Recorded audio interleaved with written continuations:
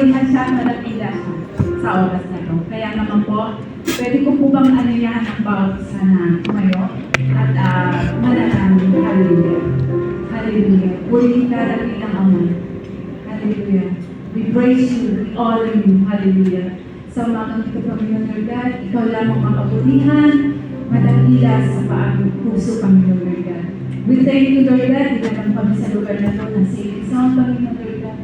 Maraming salamat, Panginoon, sa kabutihan mo, sa katapatan mo sa amin.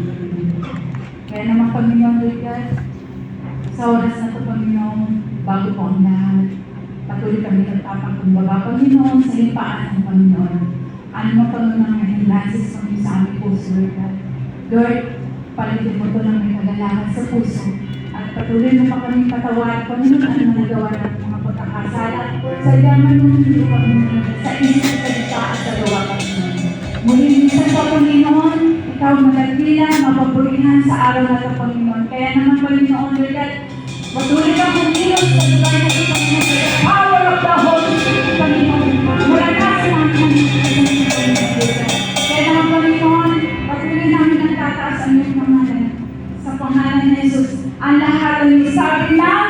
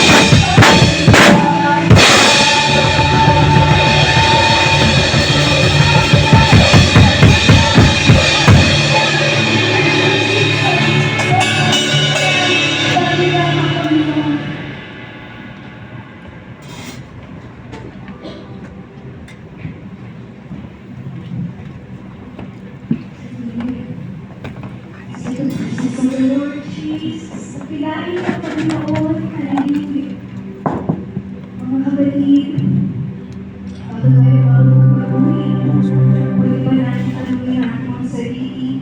Ano ba ang dala natin ang presensya para sa Panginoon?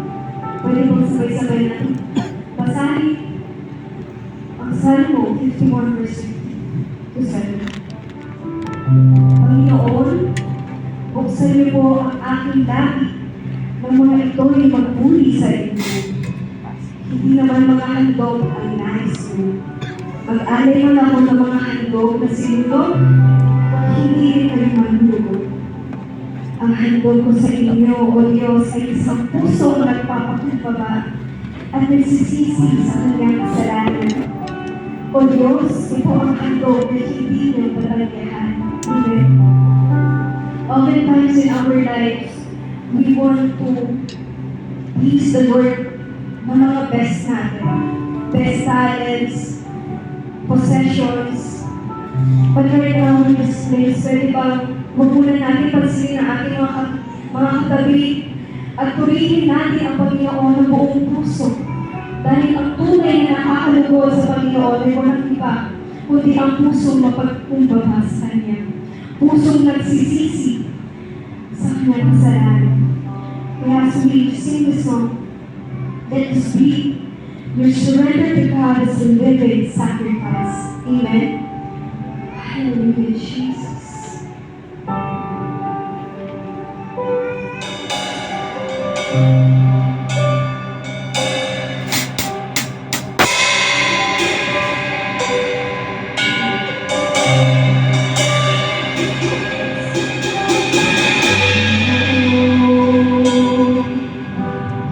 Alay ko sa'yo ang aking buhay.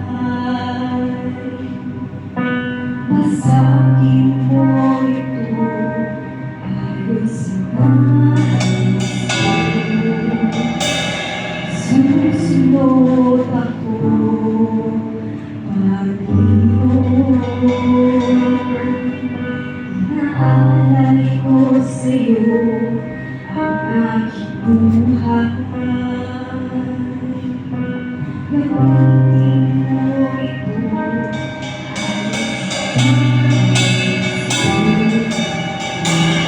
susunod ako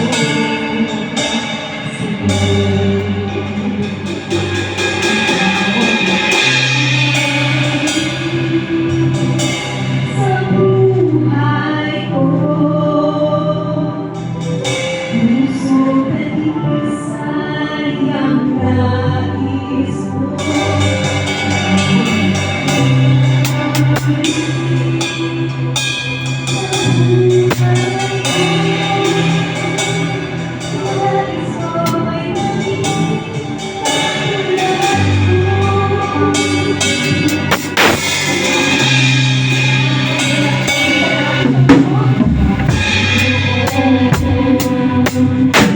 Maalay ko sa'yo ang aking buhay. Sabihin ko ito